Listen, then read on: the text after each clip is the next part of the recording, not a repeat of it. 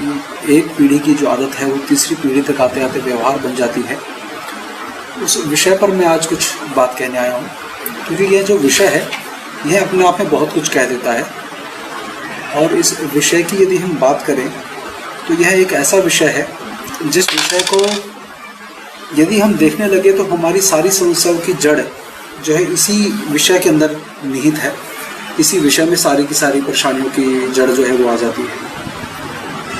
तो मैं ये कहना चाहूँगा कि ये कोई भाषण या व्याख्यान का सत्र मैं नहीं रखना चाहता।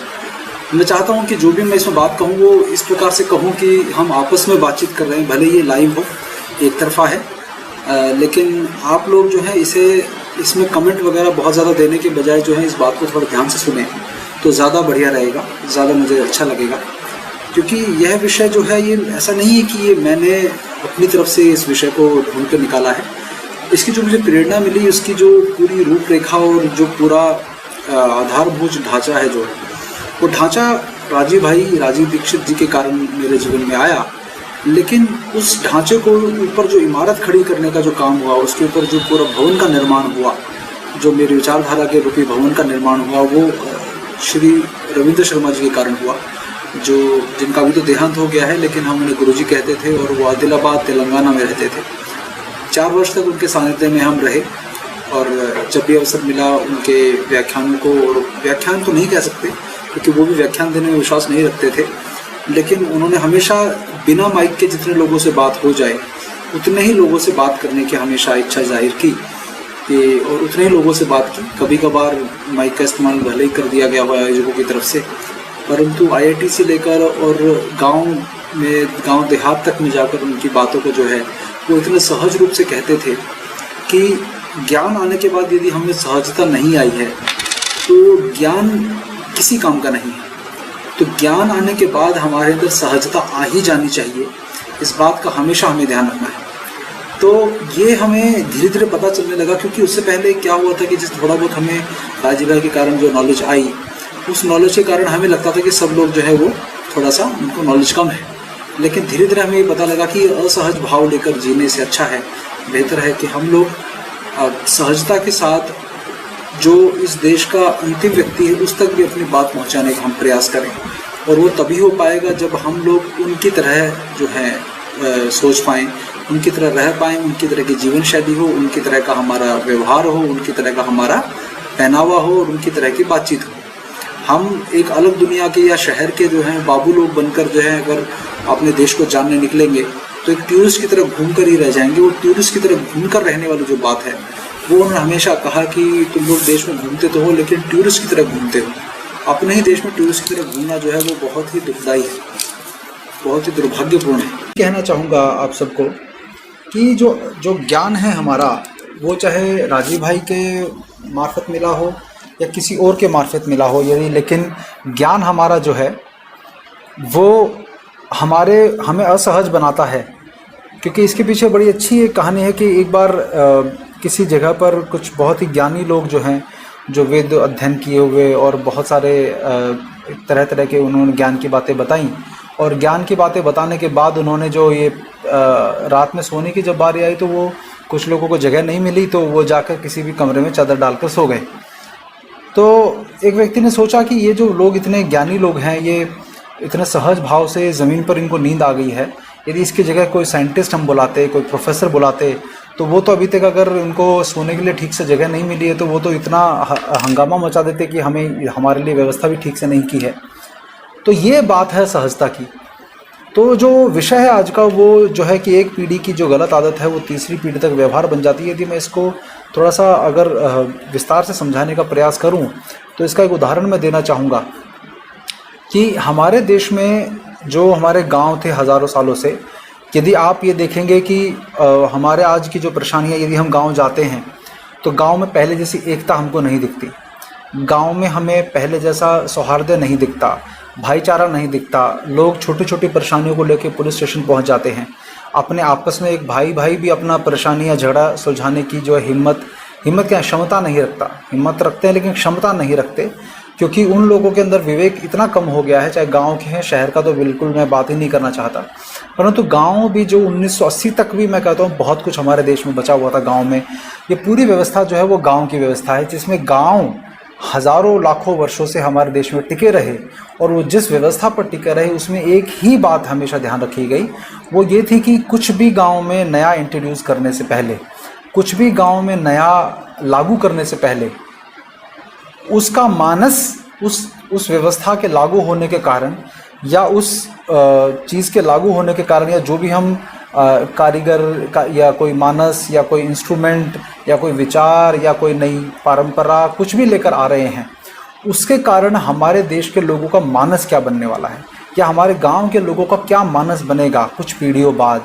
100 साल बाद, 200 साल बाद, 300 साल बाद, इसका उनके मानस पर क्या प्रभाव पड़ेगा, इसकी जो है गहन जो है अध्ययन करने के बाद ही भले वो चीज़ थोड़े दिनों के लिए कुछ भी अच्छा लग रही हो कि ये बड़ा अच्छा लग रहा है हमें। जैसे मान लीजिए कि कोई मशीन ऐसी बनाई गई जो उस समय बनाने वाले जो कारीगर थे, किसी एक कारीगर 10 कारीगरों का काम एक मशीन कर रही थी, तो वो मशीन को कभी हमारे यहाँ लागू नहीं होने दिया गया। क्यों? क्योंकि इसके कारण क्या होगा, उनकी जीविका छिन जाएगी। तो जीविका की यदि बात आए तो जो गांव है, गाँव की जो पूरी व्यवस्था थी वो व्यवस्था टिकी हुई थी कि जिस स्थान पर आपके सम्मानजनक जीविका की व्यवस्था हो, ऐसे स्थान को जो है वो गांव कहा जाता था। गांव जो है वो पिंड भी कहा जाता है। पिंड जैसे एक शरीर की पूरी प्रणालियां जो हैं वो एक दूसरे के पूरक होकर चलती हैं, एक दूसरे के सामंजस्य में चलती हैं, उसी प्रकार गांव की जो व्यवस्थाएं थीं वो भी एक दूसरे के सामंजस्य में, कंपटीशन में नहीं थी, एक दूसरे के साथ मिलकर चलती थी, जिससे कि वो कभी भी उनमें एक दूसरे के प्रति प्रतिस्पर्धा का भाव नहीं आया, जिस कारण से हमारे गाँव हज़ारों वर्षों तक टिके रहे, लाखों वर्षों तक टिके रहे। और लेकिन अब जो है वो धीरे धीरे वो व्यवस्था समाप्त हो रही है। तो इसकी और गहराई में जाके यदि देखें आप कि अभी बहुत सारे लोग जो है ये कहते हैं कि आज जो हमारे परिवारों की जो व्यवस्था हुई है, परिवारों की व्यवस्था में जो घर का पुरुष है वो ये कहता है कि मैं कमाता हूँ, मैं जो है घर चलाता हूँ, तो मेरी ही घर में जो है वो चलनी चाहिए। ये जो व्यवस्था है, ये कई लोग जब हम बात करते हैं तो वो यही महिलाएं भी जो हैं, ये किसी कुछ युवतियों से बात होती है, कुछ जो है बहनें जो थोड़ी सी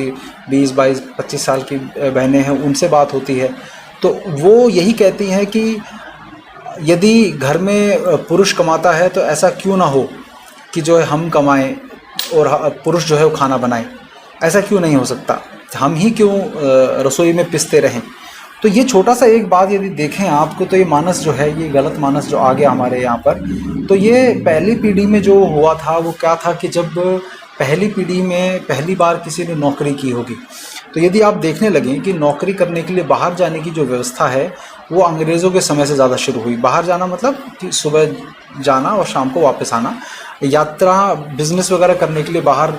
किसी दूसरे शहर में जाना या दूर प्रदेश में जाना, वो सब तो था, लेकिन हर कोई ऐसा नहीं करता था। कोई बहुत इक्का दुक्का लोग ही करते थे कि वो बाहर निकल के कुछ वर्षों तक बाहर जाते थे, फिर कमा के लाते थे गांव में। लेकिन ये अंग्रेज़ों के समय पे ज़्यादा शुरू हुआ, जब उन्होंने सरकारी नौकरियों के लिए गुरुकुलों को ख़त्म करके समाप्त करके उनकी व्यवस्थाओं को, तो मान्यता प्राप्त स्कूल और कॉलेजेस जो हैं उनके ही द्वारा पढ़ाए गए लोगों को जो है वो नौकरी देने का जब किया, तो हमारे जो गांव थे उन गांव में 360 प्रकार के ज्ञाति हुआ करते थे। 360 प्रकार के ज्ञाति मतलब अलग अलग विधाओं के, जैसे लोहार हो गया, कुम्हार हो गया, बढ़ई हो गया, दर्जी हो गया, नाई हो गया, इस प्रकार से चर्मकार हो गए।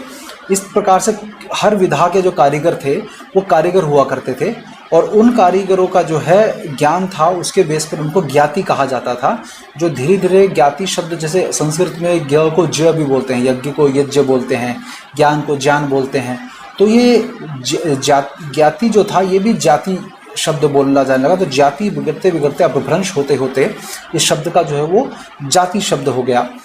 तो जब इन लोगों का पूरा की जो व्यवस्था थी जो गांव में, जब ये जो ज्ञाति थे, इन लोगों को जब गांव में बसाने की, इनकी जीविका चलाने की जो बात आई, तो उसमें सबसे बड़ी बात क्या निकल कर आई कि इन लोगों की सम्मानजनक जीविका की व्यवस्था करनी है। तो जब ये लोग एक पीढ़ी में जब इनको नौकरियां शुरू हुई, तो इनके जो ज्ञाति थे सब लोग, जो घर में ये सब लोग परिवार मिलकर काम किया करता था। इसमें पत्नी बच्चे सब जो हैं, जैसे अगर कोई किसानी करता है तो किसानी ही सारा परिवार लगता था, तो परिवार पूरी फसल काटने भी जाता था, बोने के लिए भी जाता था। और जब आप ये देखेंगे कि लोहार हुआ, चाहे कुम्हार हुआ और चर्मकार हुए, पूरा परिवार मिलकर जो है अपनी जीविका चलाता था। जीविका का मतलब जो भी वो बनाते थे, अपनी जो भी उनका कारीगरी थी वो मिलकर करते थे। तो कभी भी पुरुष ने ये नहीं कहा कि मैं अकेला कमाता हूँ तो मेरी ही घर में चलनी चाहिए। इस कारण से क्या हुआ कि कभी भी ये भाव नहीं आया। लेकिन जब पहली बार जो मैंने विषय था कि एक पीढ़ी की आदत व्यवहार बन जाती है, तो जो पहली पीढ़ी में ये जब काम से धीरे धीरे अंग्रेज़ों ने जो है इस काम की व्यवस्था को, कारीगरी व्यवस्था को धीरे धीरे ख़त्म करना शुरू किया कर व्यवस्था के द्वारा और कई प्रकार की व्यवस्था के द्वारा। उसमें एक चीज़ समझ में आई कि जो पहली नौकरी करके, जब पहली बार किसी पुरुष ने घर में नौकरी करी होगी अपनी कारीगरी को छोड़कर या दूसरी व्यवस्था को छोड़कर, तो जब वो पूरे दिन भर जो है वो अपने अंग्रेज़ों के यहाँ नौकरी करता होगा या उनके किसी भी व्यवस्था में नौकरी करता होगा, तो दिन भर जब वहाँ के लोगों की सुनकर घर में आता होगा और महीने के अंत में उसे एक फ़िक्स अमाउंट सैलरी के रूप में मिलता था, तो उसको धीरे धीरे जब उसका बेटा था तो उसका व्यवहार जो है ये रहा कि भाई मैं ही अकेला मेहनत कर रहा हूँ, तुम लोग मेहनत नहीं कर रहे हो। परिवार के लिए भाव आया होगा, लेकिन उस समय नई नई व्यवस्था थी तो जाहिर नहीं हुआ होगा। लेकिन जैसे ही वो उसका बेटे को भी इसी प्रकार से नौकरी करनी पड़ी होगी, फिर उस बेटे को नौकरी करनी पड़ी होगी, तो वो जो कारीगरी की व्यवस्था में जब सब परिवार मिलकर साथ करता था, उस व्यवस्था को उस व्यक्ति का पोता जो है वो भूल चुका होगा या उसे पता ही नहीं होगा। तो उसे लगता होगा कि पुरुष ही घर में कमाता है, पुरुष ही घर में कमा कर लाता है, हम ही मेहनत करते हैं, तो मेरी ही घर में चलनी चाहिए। तो मैं अब शराब भी पी सकता हूँ, घर में आकर पत्नी को मार भी सकता हूँ और बच्चे को पढ़ाई ना भी करवाऊँ, या जो भी XYZ जो भी गलत आदतें उस व्यसन के कारण आई,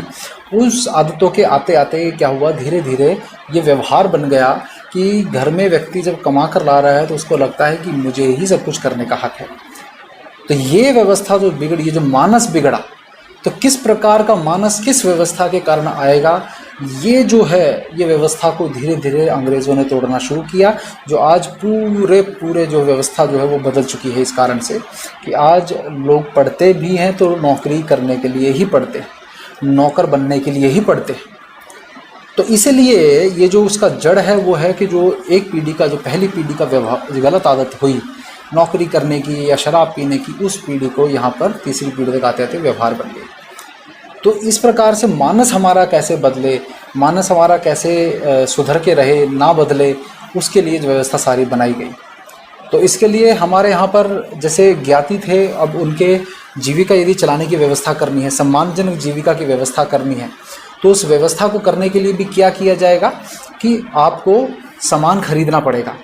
अब खरीदने के लिए जो है दो कारण होते हैं। आप कोई भी वस्तु तब खरीदते हैं जब या तो आपको अच्छी लगती है या आपको उसकी आवश्यकता होती है। तो आवश्यकता तो किसी भी चीज़ की बहुत कम है, तो बिना आवश्यकता के भी वस्तुएं खरीदने की जो व्यवस्था बनाई गई, उस व्यवस्था में हमारे ज्ञातियों की पूरी व्यवस्था चलती थी। और पुरोहित जो हैं, पुरोहित इस व्यवस्था को निभाते थे कि वो पूरे वर्ष जो है अलग अलग अनुष्ठान, पूजा, व्रत आदि करवा कर इन कम से कम 5 कारीगरों की नई वस्तुओं को जो है इन अनुष्ठानों में और इन पूजा वगैरह में प्रयोग करवाता था। तो उस पुरोहित की ये जिम्मेदारी थी।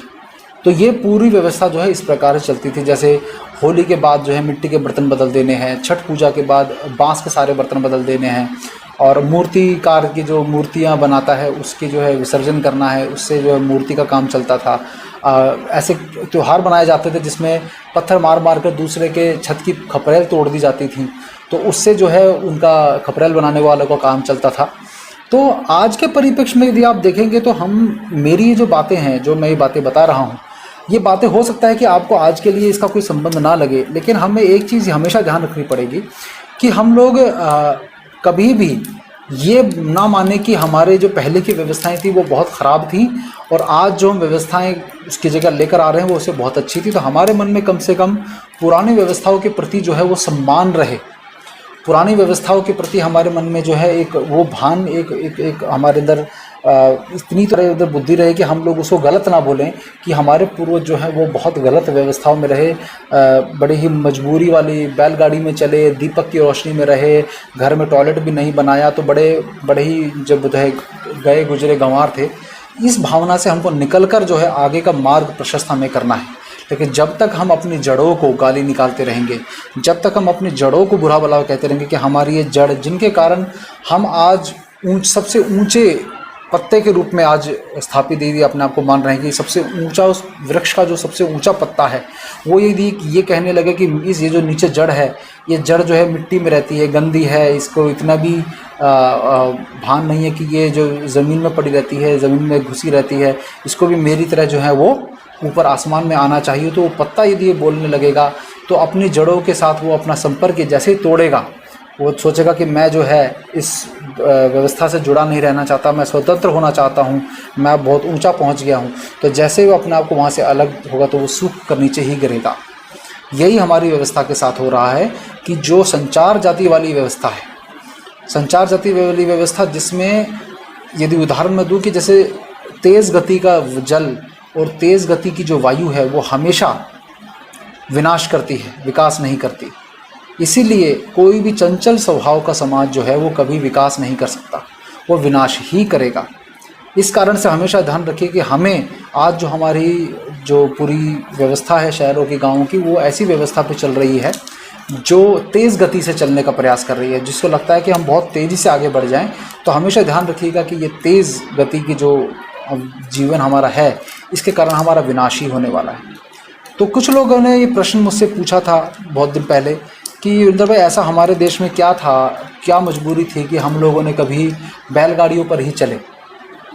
हम लोग दीपक की रोशनी में रहे, कभी बल्ब नहीं बनाया, यदि हम विमानों की बात करते हैं तो एयरलाइंस नहीं बनाई।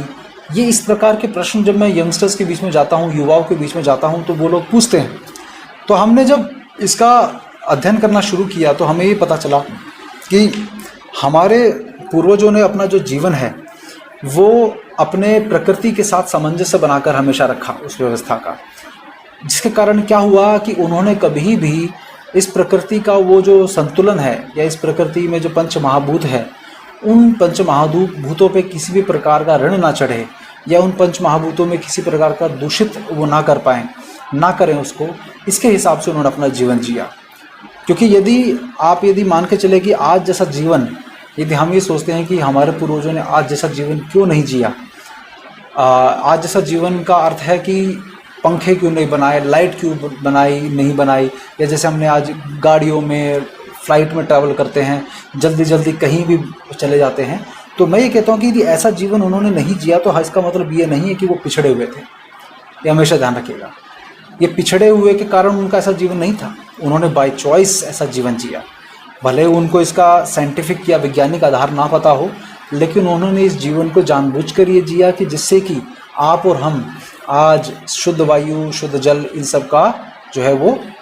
सेवन कर सके या उसका जो है भोग कर सके। लेकिन हम लोगों को ये कोई अधिकार नहीं बनता कि हम उस वायु, जल, पृथ्वी, इन सब को दूषित करके आने वाली पीढ़ियों के लिए भी दूषित करके जाएं।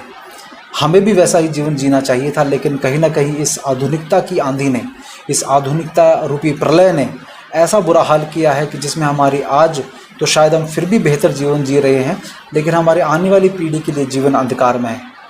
क्योंकि यदि आज से 2000 वर्ष पहले या 3000 वर्ष पहले या 1000 वर्ष पहले भी हमारे पूर्वज गाड़ियाँ बना लेते या हमारे पूर्वज बल्ब बना लेते या इस प्रकार से जो आज प्रदूषण का फैलने वाली व्यवस्थाएं बना लेते, फैक्ट्रीज़ बना लेते, तो शायद हो सकता है कि आज हम एक शुद्ध वायु में या पानी वगैरह में नहीं रह पा रहे होते, ना हम सांस ले पा रहे होते। क्योंकि यदि 100 वर्ष में हमने इतना बेड़ा गर्क कर दिया अपनी व्यवस्था का, तो ये जो पहली पीढ़ी की जो गलत आदत थी वो आज व्यवहार ये बन गई कि उनको लगता है कि इसके बिना जीवन जिया ही नहीं जा सकता, बिना कार के जीवन है ही नहीं। भले ये सुविधाएं हमें दे रहे हैं कि आज मैं आपसे बात कर रहा हूँ तो एक वीडियो कॉल के थ्रू बात कर रहा हूँ, जो कुछ दिन पहले तो संभव नहीं था, लाइव टेलीकास्ट हो रहा है एक तरह से मेरी बात का। तो ये टेक्नोलॉजी इस रूप में बहुत अच्छी है विचार फैलाने के रूप में, लेकिन जब इस टेक्नोलॉजी का प्रयोग, अब मैं यहाँ पर फांसी लगाकर या किसी को जान से मारने का वीडियो बना के लाइव टेलीकास्ट कर रहा हूँ तो इसका दुरुपयोग हो गया। लेकिन यदि मैं कुछ ज्ञान की बातें बता रहा हूँ तो इसका सदुपयोग हो गया। तो हर चीज़ का सदुपयोग दुरुपयोग होता है, लेकिन उसका ये पहले के समय में भी हो सकता था, ऐसा नहीं है। पहले के समय में ब्रह्मास्त्र गलत व्यक्ति के हाथ में चला जाता था तो जो है वो सब कई दुष्परिणाम भुगतने पड़े, लेकिन सब में ऐसा नहीं होता था। लेकिन विवेक, किसी चीज़ का सदुपयोग करने का जो विवेक है वो उत्पन्न करने की जो पूरी कला थी या पूरा विद्या थी, जो पूरी व्यवस्था थी, जो हमारे गुरुकुल व्यवस्था थी, जो हमारी पारिवारिक व्यवस्था थी, उसमें किसी भी चीज़ का सदुपयोग करने के हिसाब से जो मानस बनाने का पूरा ज्ञान था वो ठूस ठूस कर भरा हुआ था।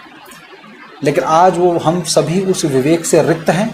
कोई भी चीज़ यदि हमारे पास आती है तो हम ऐसे पहले उसका दुरुपयोग कैसे हो सकता है या उसको किस प्रकार से गलत तरीके से प्रयोग हो सकता है, वो ज़्यादा लोगों के दिमाग में आता है। तो कई लोग पूछते हैं कि भाई बाय चॉइस आप कहते हो कि बैलगाड़ी का प्रयोग किया, ऐसा क्या मजबूरी थी? तो दो बातें थी। देखिए, दो बातें भी क्या, कई सारी बातें हैं, लेकिन मैं कुछ ही इसके प्रस्तुत करूँगा। पहली बात ये थी कि कोई चींटी, कोई चिड़िया या कोई जानवर कितनी दूर तक अपने जीविका के लिए जाता है, अपने भोजन पाने के लिए जाता है। यदि हम कहें तो चींटी थोड़े कुछ गज जाती है, कुछ मीटर जाती है, चिड़िया कुछ किलोमीटर जाती है। मनुष्य, इन सब की परिधि जो है वो निश्चित है, लेकिन सबकी परिधि निश्चित होनी चाहिए। इस तरह से मनुष्य की भी परिधि निश्चित होनी चाहिए। ऐसा नहीं कि वो किसी भी जगह जाकर कभी भी चला जाए और दूसरे के जीविका पर कब्जा करे। उस जीविका की व्यवस्था को आसपास से ही पूरा किया जाए, इसकी व्यवस्था जो है वो हमारे पूर्वजों ने बनाई कि ज़्यादा दूर ना जाना पड़े। तो ज़्यादा दूर यदि जाने की व्यवस्था है तो बैलगाड़ी के अलावा किसी चीज़ की ज़रूरत नहीं है। इसके अलावा जब आप देखते हैं कि बहुत दूर दूर जाने की जब व्यवस्था हो जाती है तो हम क्या करते हैं कि जैसे मैं अभी ज्ञातियों की बात की, मैंने किसी विधा की ज्ञाति थी। तो यदि मान लीजिए आप लोहार हैं, मैं लोहार नहीं हूँ, लेकिन मैं जाकर चाहूँ कि मैं लोहारी सीख जाऊँ, मैं लोहा बनाने की कला सीख जाऊँ, तो मैं सीख सकता हूँ, लेकिन मैं लोहार नहीं बन सकता। ये आपको बात अटपटी लगेगी सुनने में कि मैं लोहार बनने की कला सीख सकता हूँ, लेकिन मैं लोहार नहीं बन सकता। अर्थात मैं लोहार का काम सीखकर किसी जगह जाकर मैं कहूँ कि मैं अब ये काम यहाँ लोहार का इस गांव में मैं करूँगा, ऐसी आज्ञा नहीं थी। क्योंकि जब आप कोई भी लोहार या कोई भी ज्ञाति बनकर कहीं जाते हो, अपना गांव छोड़कर कहीं भी जाने की आपको आज़ादी होती है, तो आप क्या करते हो, दूसरे की जीविका पे कब्जा करते हो, दूसरे की जीविका पे आप काबू करते हो या दूसरे जीविका के संकट पैदा करते हो। तो यदि उस गांव में लोहार जो हैं वो कुछ घर बटे हुए हैं, तो कभी भी हमारे ज्ञातियों ने क्या है, कभी बेचने के लिए नहीं बनाया, देने के लिए बनाया। तो आपस में लोहार जो है लोहे का सामान देता था, किसान से अनाज लेता था, बड़े से कुछ लेता था। तो इस प्रकार से देने लेने की व्यवस्था थी, कभी भी बेचने के लिए नहीं बनाया। तो जब इस तरह की व्यवस्था थी तो कभी भी किसी दूसरे के को गांव में एंट्री नहीं थी, और यदि एंट्री होती भी थी तो उस जो व्यक्ति है उसको 12 वर्ष तक अपना एक एक घर जो है उसका देकर उस व्यक्ति को वहां स्थापित किया जाता था। जब कोई बहुत ही किसी ऐसी परिस्थिति के कारण किसी लोहार को या किसी ज्ञाति को दूसरे गांव से किसी और गांव में बसना पड़ता था, उसके लिए भी उसकी बहुत इंक्वायरी हुआ करती थी। ऐसा नहीं कि उसको बस आए और बना लिया गया, इंक्वायरी होती क्यों छोड़ कर आया, क्या छोड़ कर आया। तो ये जो पूरी व्यवस्था थी, इसमें जो अभी मैंने कहा कि हमारे यहाँ पर कभी भी बेचने के लिए नहीं बनाया गया, देने के लिए बनाया गया। क्योंकि जब आप बेचने के लिए बनाते हो तो आपका सामाजिक जीवन नष्ट हो जाता है। आप कभी भी यदि सामाजिक जीवन जीना चाहते हो तो आप देने के लिए बनाओगे। जब आप बेचने के लिए बनाओगे तो आपका सामाजिक जीवन जो है वो ख़त्म हो जाता है। क्योंकि आप उस समय फिर क्या होता है, जल्दी जल्दी ऑर्डर पूरा करने में लगे, तो मुझे ऑर्डर पूरा करना है। लेकिन हमारे यहाँ क्या हुआ कि 8 घंटे व्यक्ति अपनी जीविका के लिए निकालता था, 24 घंटे में से 8 व्यक्ति सोने के लिए निकालता था और दैनिक दिनचर्या के लिए निकालता था, और 8 घंटे सामाजिक कार्य के लिए निकालता था।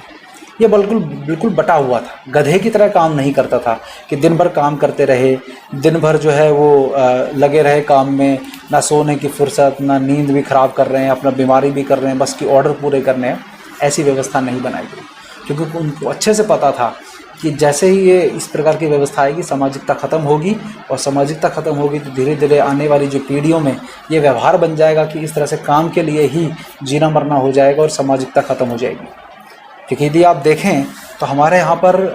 गाँव में या कहीं भी रामलीलाएँ होती थी, संगीत से भरे सांग, रागनियाँ, भजन संध्याएँ और कई प्रकार के चीज़ें होती थी। त्यौहार में नृत्य वगैरह, तीज में जो है झूले झूलने की व्यवस्था, वो सब लोगों ने सब काम किए। लेकिन आज हम लोग काम के चक्कर में इन सब त्योहारों से दूर हो गए। तो इन त्योहारों की या इन संगीत कलाओं की या नृत्य कलाओं की किसी भी समाज को कोई ज़रूरत नहीं है,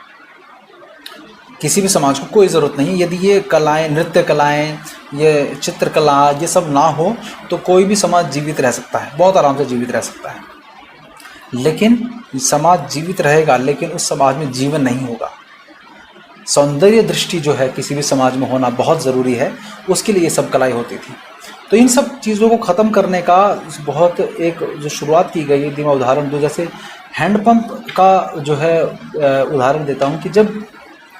कि कैसे एक गलत आदत जो है डाल दी गई हैंडपंप से पानी भरने की, उसने कैसे सामाजिकता को ख़त्म किया। इसका बहुत अच्छा उदाहरण देता हूँ मैं आपको कि आप यदि देखेंगे कि एक जो घर की, जो गांव की बेटियां होती थी, महिलाएं होती थी, जब कुएं पर हमारे पानी भरने जाती थी तो कुएं पे बाहर पानी भरने गई तो उस वजह से क्या होता था कि वो वहाँ पर एक दूसरे को आवाज़ लगाती थी, एक दूसरे से बात करते हुए, एक दूसरे का सुख दुख बांटते हुए, एक दूसरे के घर की बातें और एक दूसरे का सब हालचाल लेते हुए कुछ घंटे वहाँ बिताती थीं, कपड़े धोना, पानी भरना सब करती थीं। जैसे ही गांव में हैंडपंप लगा, उन सब का ही सामाजिकता ख़त्म हो गई। क्योंकि अब जो बेटियां जो हैं वो पहले एक दूसरे को आवाज़ लगाकर साथ मिलकर हंसी खुशी जाती थीं, जब से हैंडपंप आ गया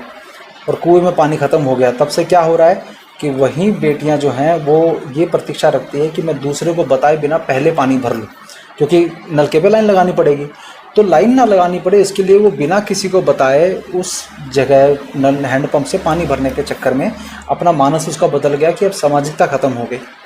धीमे। तो भले उस पहली पीढ़ी में वो बात ना पता चले, लेकिन दूसरी तीसरी पीढ़ी तक आते आते वो इस प्रकार का ही व्यवहार बन जाएगा कि जिसमें वो ये सामाजिकता भूल चुका होगा। तो ये जो पूरी व्यवस्था है, जिसमें आपको अभी मैं जो उदाहरण दे रहा था कि दीपक की रोशनी में रहे, तो कई लोग कहते हैं कि मतलब दीपक की रोशनी में क्यों रहना, क्या मतलब हमारे यहाँ बल्ब वगैरह नहीं बनते थे। तो उनको एक बात ये कि आयुर्वेद से संबंधित जो है कि रात्रि का भोजन जो है वो निषेध है, तो रात्रि में भोजन नहीं करना है सूर्यास्त के बाद। तो उन्हें पता था कि जिस प्रकार से यदि इन्होंने बल्ब बना लिया,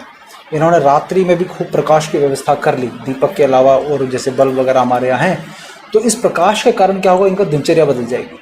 ये रात्रि में कई कार्य करने शुरू कर देंगे। जैसे रात्रि में पहले विवाह नहीं होते थे, लेकिन रात्रि में विवाह अब होने शुरू हो गए, क्योंकि लाइट खूब होती है, अच्छे से प्रकाश होता है खूब। उस वजह से क्या हुआ कि ये सारा का सारा व्यवस्था जो है धीरे धीरे जो है वो बदल गई। तो आप कहेंगे इसका क्या नुकसान है। तो यदि आपको ज्ञात होगा कि अगस्त्य ऋषि के द्वारा जो है बैटरी बनाने की व्यवस्था और पूरा जो सूत्र थे वो अगस्त्य ऋषि ने जो है वो उसका आविष्कार कर चुके थे। अगस्त्य ऋषि ने श्लोक के द्वारा उनका पूरा लिखा हुआ है किस प्रकार से बैटरी का निर्माण हो सकता है। तो ये विधा उनके पास थी, लेकिन उन्होंने कभी भी बैटरीज बनाकर हमारे यहाँ जो है क्या नहीं किया,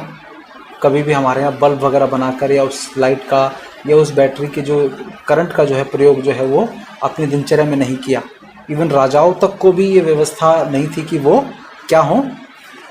कभी उनको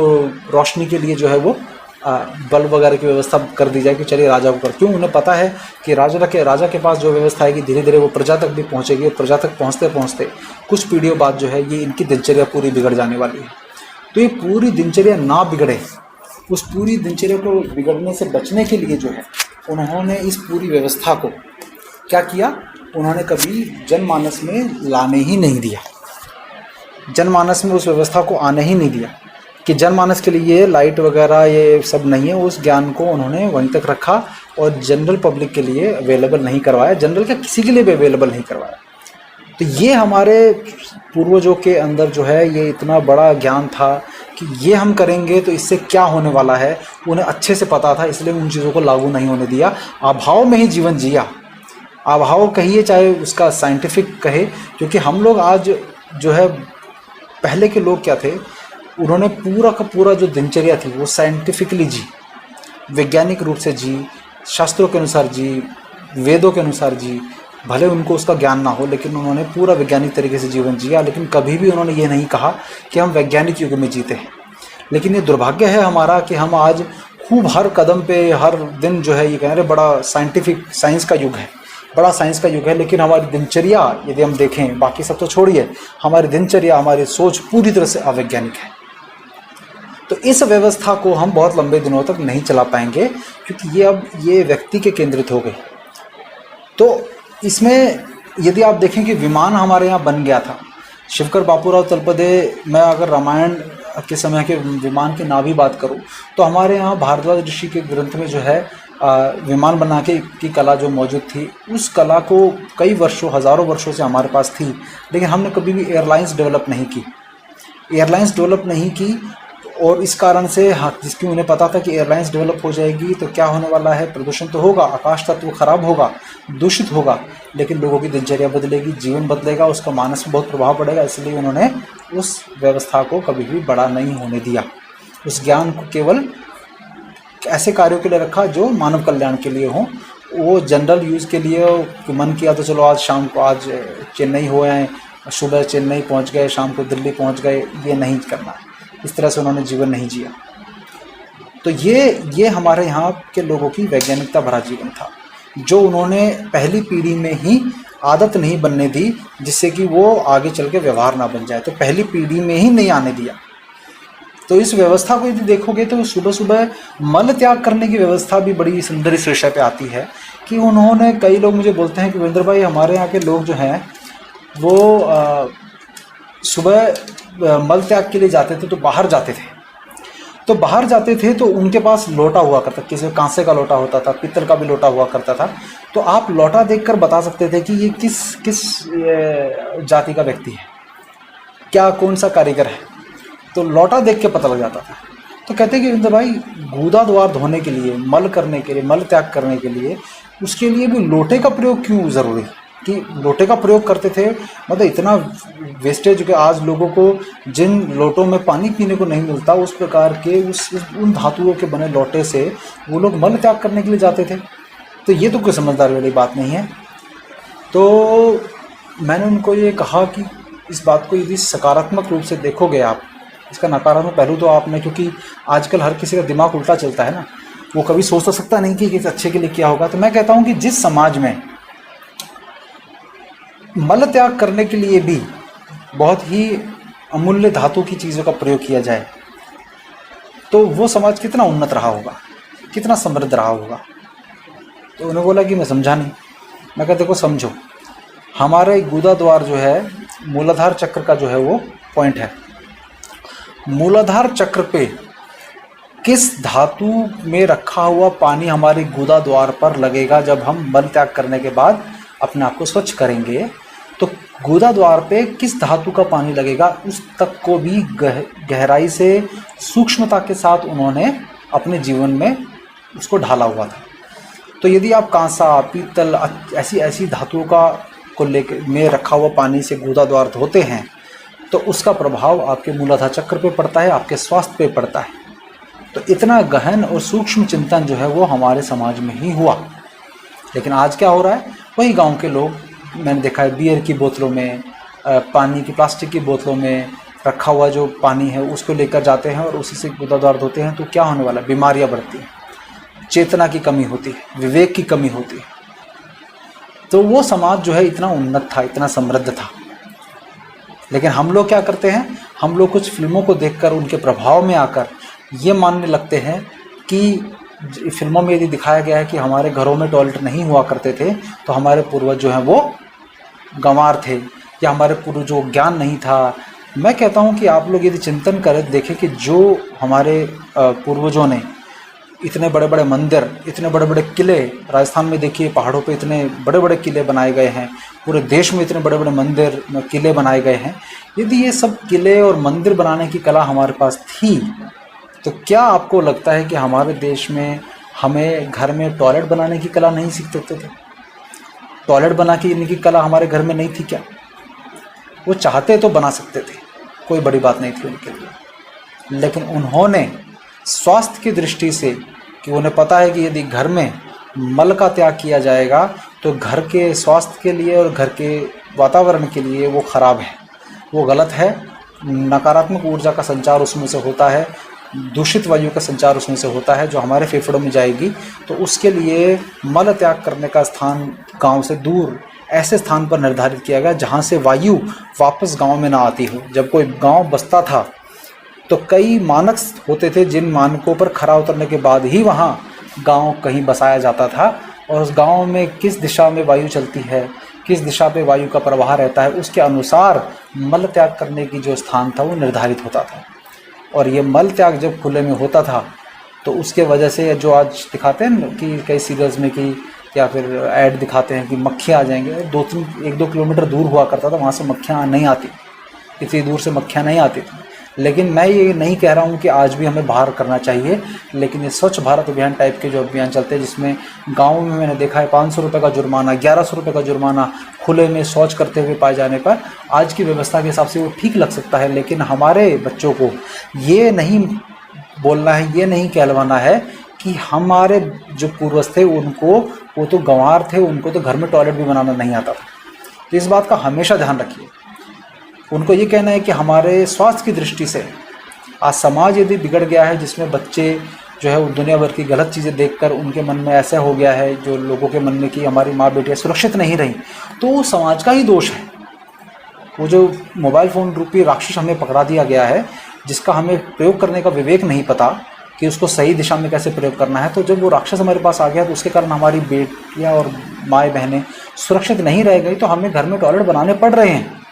लेकिन उस व्यवस्था का क्या जिसमें हज़ारों लाखों वर्षों तक ऐसा कोई टॉयलेट बनाने की ज़रूरत ही नहीं पड़ी, क्योंकि उस समय के लोग इतने समृद्ध मानस के थे, इतने विवेकशील थे, इतने महिलाओं का सम्मान करने वाले थे कि वो जो है उन्होंने पहली पीढ़ी में भी वो गलत आदत नहीं डालने दी जिसमें वो किसी महिला का अपमान या किसी प्रकार की बेइज्जती वो करने का मन में लेकर आए। तो इस कारण से महिलाओं ने सुरक्षित होकर कभी भी बाहर उन्होंने जो है जाकर जो है शौच किया, कभी कोई हमारे देश में कोई कानून व्यवस्था की दिक्कत नहीं हुई। क्योंकि जब किसी समाज में कानून की वजह से, क्योंकि ये जो कानून रूपी जिसे हम कहें न्याय व्यवस्था या कानून या पुलिस के रूप में जो कानून को लागू करवाने के लिए पुलिस रूपी एक व्यवस्था बनाई गई अंग्रेज़ों की वजह से, उसके आने के बाद से हम लोगों के अंदर ये विवेक आ गया कि हम अपने स्वयं के छोटी छोटी परेशानियों को भी दूर करने की क्षमता हम खो बैठे। इसमें हम लोगों को लगता है कि जो फैसला करेगी वो पुलिस ही करेगी, जो फैसला करेगी वो न्याय व्यवस्था करेगी, यदि हम भाइयों का झगड़ा है वो भी न्याय व्यवस्था सुलझाएगी। तो जब इस व्यवस्था में पहली बार में जब डाला गया होगा तो आज आते आते हम सोच भी नहीं सकते कि कोई दो लोग आपस में कोई ज़मीन जायदाद का झगड़ा या किसी भी प्रकार का झगड़ा जो है वो बिना पुलिस या कानून ये न्यायालय के कोर्ट कचहरी का चक्कर काटे बिना सुलझा सकता है। तो जब किसी देश में जब कोई देश कानून के अनुसार चलना पड़े कि कानून बना दिया जाएगा कि आपको अपने माता पिता की सेवा करनी है, बूढ़े माता पिता की, तो आपका जो है आप सेवा करेंगे। यदि कानून बना दिया जाए कि आपको चाहे तो आप अपने माता पिता को वृद्धाश्रम में छोड़ सकते हैं, यदि ऐसा कानून बना दिया गया तो आपको ज़रूरी नहीं कि आप माता पिता की सेवा करें। तो मैं कहता हूँ क्या कानून बना दिया जाएगा तभी आप माता पिता को घर में रखेंगे, सेवा करेंगे? नहीं। यदि आपके संस्कार, हमारा देश कानून से नहीं संस्कारों से चला है, इसीलिए हमारे यहाँ जो संस्कार थे वो डाले गए जिससे कि पहली ही पीढ़ी में गलत आदतें ना पड़े। क्योंकि ये बहुत सारे लोग खाप पंचायतों पर, ये गोत्र व्यवस्था पे बहुत सारे सवाल उठाते हैं आज के समय में कि भाई गोत्रों में शादी करना है कि नहीं करेंगे, जान से मार दिया गया, ये मार दिया गया। हम कहते हैं कि जान से मारना किसी को जो है वो हल नहीं। लेकिन इस व्यवस्था की जड़ कैसे थी कि पहली पीढ़ी में कोई गलत आदत ना डले। कि मान लीजिए गोत्र व्यवस्था की जो है पूरा साइंटिफिकली उसका जो एक्सप्लेनेशन है वो आप लोग देखिए कि गोत्र व्यवस्था में है कि आप यदि सेम गोत्र में जो शादी करते हैं तो आपके बच्चों की जो गुणवत्ता है वो अच्छी नहीं होती है, उनमें बीमारियां होने के ज़्यादा चांस होते हैं। हमारे पहचान में, जान पहचान में एक है व्यक्ति जिन्होंने अपने ही गोत्र में विवाह किया, तो आज उनके जो बच्चे होते हैं लेकिन वो मिसकैरेज हो जाता है उनका। और कई मैंने लोग ऐसे देखे जिनके बच्चे होते हैं तो उनको कोई अपंगता होती है, मानसिक रूप से बहुत सुदृढ़ नहीं होते हैं, शारीरिक रूप से बड़े कमज़ोर होते हैं या बीमार होते हैं, या उनकी इम्यूनिटी ठीक नहीं होती या कुछ भी आप कह लीजिए, वो बहुत ही एक अच्छी प्रजा के रूप में या अच्छे सुदृढ़ जो बच्चे देश का भविष्य होते हैं उसके रूप में नहीं होते हैं, उनमें कोई ना कोई भयंकर कमी होती है। तो ये गोत्र व्यवस्था जो है वो उसी की चीज़ को सुनिश्चित करने की थी कि बच्चों में, आने वाली पीढ़ियों में अच्छे गुण पैदा। क्योंकि ये पूरी व्यवस्था, जैसे विवाह की व्यवस्था भी है, ये पूरी व्यवस्था थी ही इस पर बेस्ड कि हमारे आने वाली पीढ़ियाँ, हमारे जीवन का उद्देश्य ही ये है कि हमारे जो बच्चे हैं उनमें हमारे अच्छे संस्कार और अच्छे स्वास्थ्य कैसे चले जाएं। इसी को सुनिश्चित करने का हमारे हर पीढ़ी का जो है वो कार्य रहा, और उसी कार्य को हमको भी सुनिश्चित करना है। लेकिन अब व्यवस्था ऐसी बनती जा रही है कि जो मेरे पिता और उनके पिता, उनमें और मुझ में किसी प्रकार की कोई समानता नहीं होगी, ना उनकी बातचीत में, ना उनके व्यवहार में, ना उनके रीति रिवाज में, किसी भी चीज़ में। लेकिन वो बहुत चीज़ जानते होंगे, मैं उसमें से बहुत कम जानता हूँ। तो इस कारण से हमारी पूरी व्यवस्था को जो है ऐसे बनाया गया कि जिसमें तीसरी पीढ़ी तक आते आते वो व्यवहार जो है वो गलत ना चला जाए। तो इस व्यवस्था को हम बहुत कुछ तरीक़ों से हम देख सकते हैं, कर सकते हैं। ये एक तरफा है, प्रश्नोत्तरी सेशन जो है तो नहीं है, लेकिन मैंने काफ़ी सारी बातें कही हैं। लेकिन मैं इसका जो अंतिम जो बातें मैं बोलना चाहूँगा वो ये बोलना चाहूँगा कि आप आज कोई भी चीज़ का जो परेशानियाँ देखते हैं अपने गांव में, अपने शहर में, अपने घर में, अपने व्यक्तिगत स्तर पे खुद से हम अपने अंदर, उसका जड़ देखिए कहाँ है, ये मानस आया कहाँ से। कि जैसे बच्चों को यदि सावधानी पूर्वक कार्य करने का मानस बनाना है तो उन्हें मिट्टी के बर्तनों से या मिट्टी के खिलौनों से खेलने का आदी बनाइए, क्योंकि मिट्टी के बर्तनों को रखने का, संभालने का, धोने का, रखने का एक तरीका होता है। क्योंकि जब मिट्टी के बर्तनों का आप प्रयोग करते हैं तो आपके अंदर सावधानी पूर्वक कार्य करने का मानस बनता है। लेकिन जब आप उन्हीं बच्चों को या घर की महिला को जो है प्लास्टिक का या ऐसा बर्तन पकड़ा देंगे जो जल्दी टूटे नहीं, तो ऐसे बर्तन से काम करने में, ऐसे खिलौनों से खेलने में आपके बच्चों का या घर की जो महिला है या किसी का भी लापरवाही से काम करने का मानस बनेगा। तो मैं ये कहना चाहता हूँ कि आप ये ध्यान दीजिए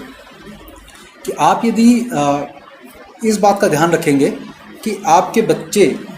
क्या खा रहे हैं, क्या सोच रहे हैं, क्या कर रहे हैं, तो उन बच्चों का मानस जो आज आप बनाएंगे वही आप देखेंगे कि उनको आप उनकी आने वाली पीढ़ियों में भी निहित कर पाएंगे। समाज भले ही बहुत बदल गया हो, लेकिन हमारा शरीर, हमारा मानस, सब कुछ वही है।